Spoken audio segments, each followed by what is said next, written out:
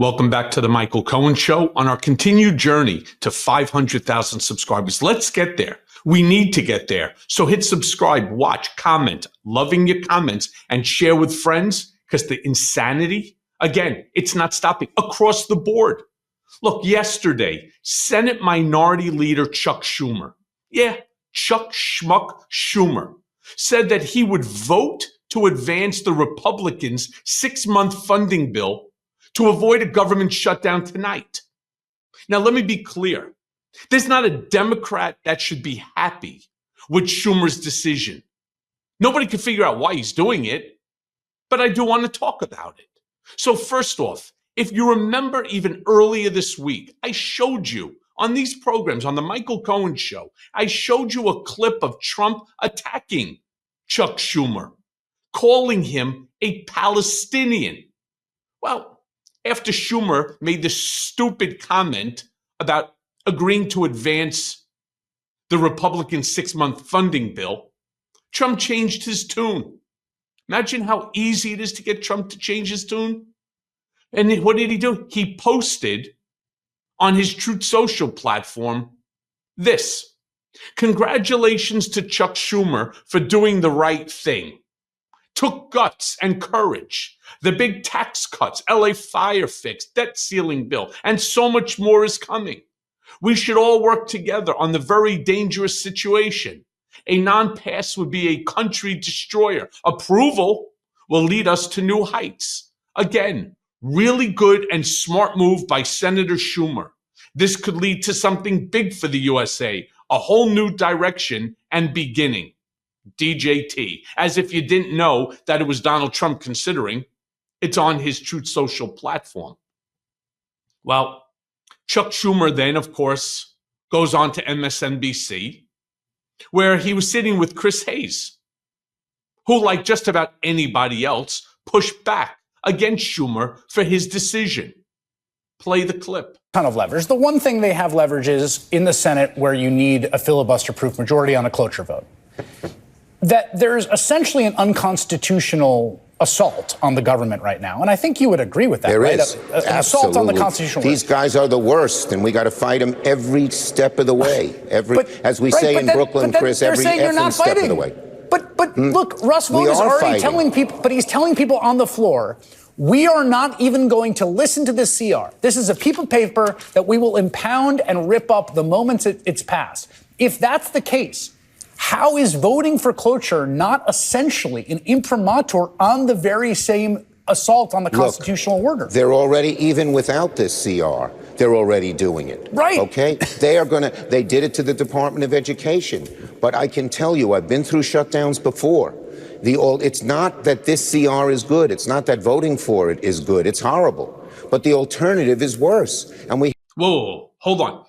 So voting for this CR is horrible, but I'm going to vote for it as well. Let me be very clear about something. First of all, Chuck Schumer's been in the Senate way too fucking long anyway. This is the reason why there needs to be term limits even for senators. There comes a point in time where I don't understand if he is just mental or he's gone insane or somebody threatened him or somebody's offering him something.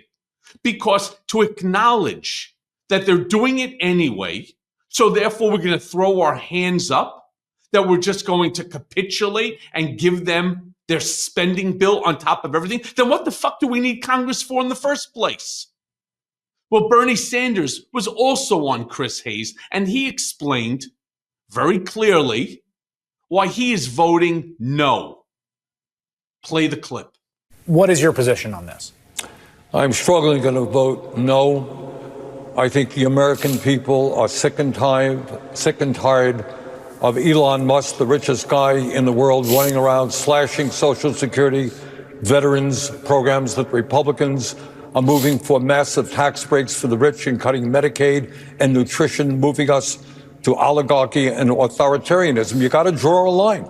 And I think the American people are prepared to stand with those of us who say that, you know what, we're a government of the people, by the people, for the people, not the oligarchy. And we're not going to give tax breaks to billionaires and take food away from hungry kids. You got to stand up. You got to fight back. You got to go into the streets. You got to rally the American people. I think you can win millions of people, Republicans, Democrats, independents, who really do not like the direction in which this country is now going. In fact, 60% of the country in the recent poll said that they don't like the way this country is going.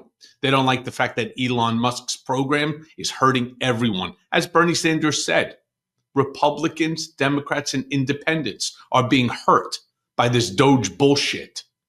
Now, AOC was on Jake Tapper, and he asked her what she thought about Schumer's announcement.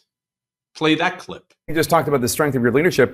Chuck Schumer just said that he's going to vote for cloture. Not only the Democrats can do it, but he's going to participate in it. Does that mean that you think he's a weak Senate leader? I think that that would be a mistake. But we have time between now and tomorrow, and I hope that individuals that are considering that reconsider it. I genuinely do. I don't think it's what New Yorkers want. I don't think it's what the country wants. This is genuinely not about Democrats or Republicans. This is about deep cuts to Social Security, Medicare, Medicaid. This is about the evisceration of the federal government. This is about codifying the looting that is happening at the behest of Elon Musk in order to pay for his tax breaks for billionaires. And we have a responsibility to stand up for it. That is why people elected us, and that is our responsibility to them right now. All right. I mean, amazing that AOC sees it and Chuck Schumer doesn't. By the way, immediately they should be calling for a change of leadership, like right fucking now. AOC then goes on to say that we need to have unite Democratic leadership. Play that clip. Would you, what do you think of the job that Chuck Schumer is doing? Would you ever challenge him, do you think? I think that what we need right now is a united Senate Democratic caucus that can stand up for this country and not vote for cloture and not vote for this bill. And I think that the strength that we have is in this moment. Reconciliation and all of these, Republicans do not need Democratic votes for that. They need it for this. And so the strength of our leadership in this moment is going to demonstrate the strength of our caucus. And I cannot urge enough how bad of an idea it is to empower and enable Donald Trump and Elon Musk in this moment. It is dangerous and it is reckless. Well, it is reckless and it is dangerous. But I don't understand, if Doge is doing such a great job in cutting all expense and so on, why do they need this reconciliation bill? Now, she also warned of the danger of this bill. Play that clip. Chuck Schumer, I guess the Senate Democratic leader, your senator, said at this meeting that he is going to vote for cloture. He is going to vote to allow there to be a simple majority vote. You think that's wrong? I believe that's a tremendous mistake. Yes. Why? I think, well, first and foremost, the American people, if anyone has held a town hall or has seen what has been happening in town halls, American people, whether they are Republicans, independents, Democrats, are up in arms about Elon Musk and the actual gutting of federal agencies across the board. This continuing resolution codifies much of this chaos that Elon Musk is wreaking havoc on the federal government. It codifies many of those changes. It sacrifices and completely eliminates congressional authority in order to review these impulsive Trump tariffs that he's switching on and off. And on top of that, for folks who are concerned about effectiveness in government, this Republican extreme spending bill removes all of the guardrails and all of the accountability measures to ensure that money is being spent in the way that Congress has directed for it to be spent. This turns the federal government into a slush fund for Donald Trump and Elon Musk. It sacrifices congressional authority, and it is deeply partisan. And so to me, it is almost unthinkable why Senate Democrats would vote to hand the few pieces of leverage that we have away for free when we've been sent here to protect Social Security, protect Medicaid, and protect Medicare. You have. How many times have you heard me say that Donald Trump, and I'm only parroting him, wants to destroy our tripartite system of government? He wants to do away with the Congress, which is the legislative branch, the judiciary, and confer all power to the executive branch, namely himself. By doing what Chuck Schumer is talking, to do this, you are now basically handing over, as AOC said correctly, you're handing over the authority that was given to you by your constituents to the executive branch, to Elon Musk. Stupid move, Chuck. Now, I want to finish it by showing you this. While Democrats are having this intellectual conversation about saving our democracy and saving our Constitution, important stuff, right? Let me show you what's going on the other side of the aisle. This is what's happening on Fox News. You got Alina Habba and Sean Hannity legitimately making fun of average American jobs. No, you can't make this up. The two of them are making fun of the average American. In fact, if you do any research on this topic at all, it's actually the average American that got Trump reelected in this 2024 election. Play the clip. I really don't see a path for them. It's true. I mean, Jasmine Crockett and AOC and the squad seem to be leading the intellectual thought of the Democratic Party. What intellectual thought, Sean? The last I saw, they're dancing down the halls of Congress. I've never seen anything like this. I'm watching TikToks of crazy things. They're singing, they're dancing, they're holding beers. Well, and you didn't see me, but I never saw anything like this. I was doing, quote, the intellectual side of the party. And I love when AOC lectures Elon Musk about not being intelligent. I'm like, oh, she's such a genius. You know, I'm inspired by her every word. You were in the bar. You were in a bar. Yeah. You were in a bar, AOC. Well, that's Calm the only down thing and she not and to I have have a in drink, common. to serve one. Exactly. All right. Alina Habba, thank you. Yeah, I guess it's better to be good looking than smart, right, Alina?